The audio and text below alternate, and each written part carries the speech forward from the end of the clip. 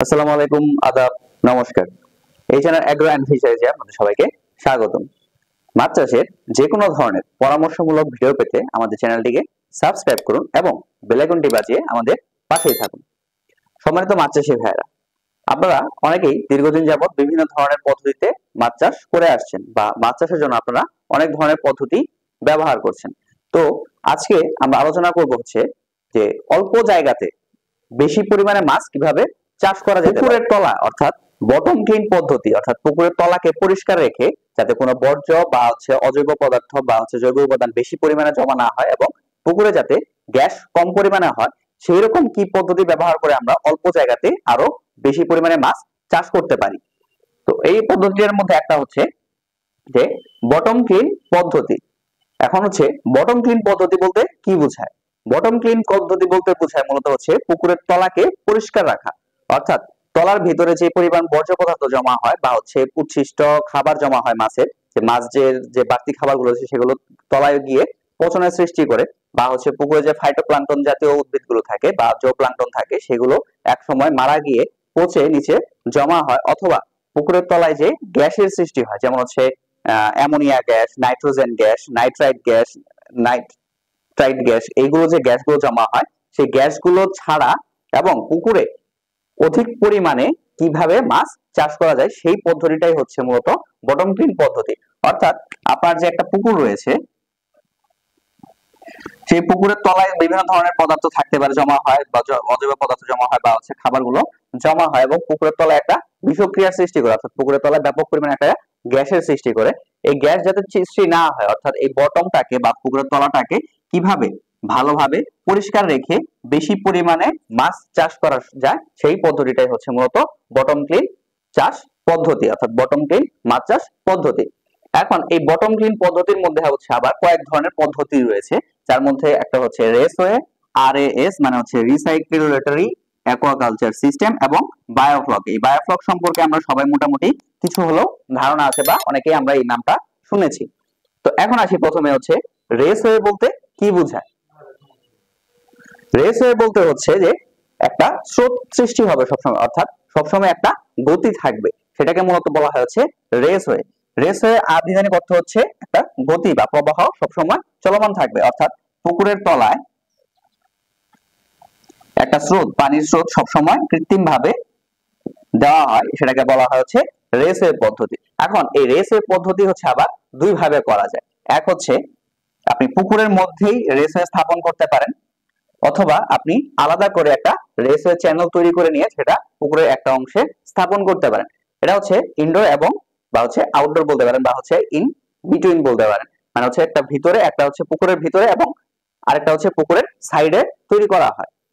এখন দুটা কি কি ধরনের কাজ, যেটা পুকুরের ভিতরে করবেন সেটা হচ্ছে মাছ চাষের জন্য সবচেয়ে বেশি জরুরি, অর্থাৎ মাছ অধিক ঘনত্বে মাছ চাষ করার জন্য আপনি এই পদ্ধতিটা ব্যবহার করতে পারেন। তার ক্ষেত্রে আপনার কি কি করতে হবে? পুকুরের তলায় একটা গোলাকার ট্যাঙ্কের মতো স্থাপন করতে হবে। আপনার অ্যারেটর থাকবে এবং পানির স্রোত সৃষ্টি করার জন্য কিছু জেনারেটর থাকবে।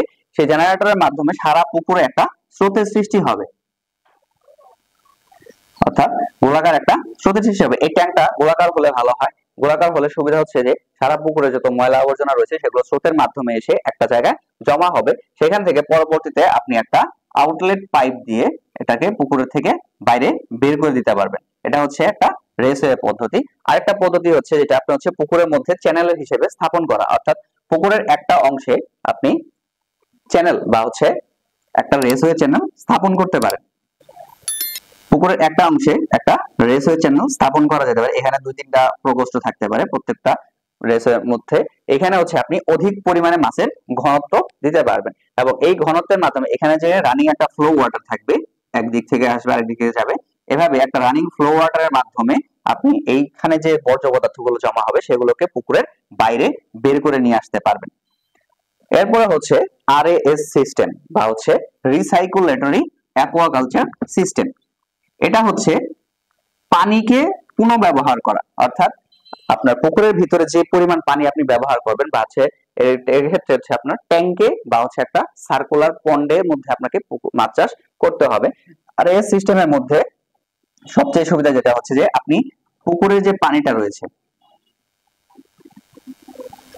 এরকম একটা ট্যাঙ্ক, এই ট্যাঙ্কের ভিতরে যে পানিটা রয়েছে সেই পানিটাকে আপনি পুনঃব্যবহার করবেন, অর্থাৎ এই ভিতরে যে পানিটা রয়েছে সেই পানিটাকে আপনি আবার ব্যবহার করতে পারেন। এটাই হচ্ছে মূলত হচ্ছে রিসাইকুলেটরি সিস্টেম, অর্থাৎ একই পানিকে বারবার পুনঃব্যবহার করা।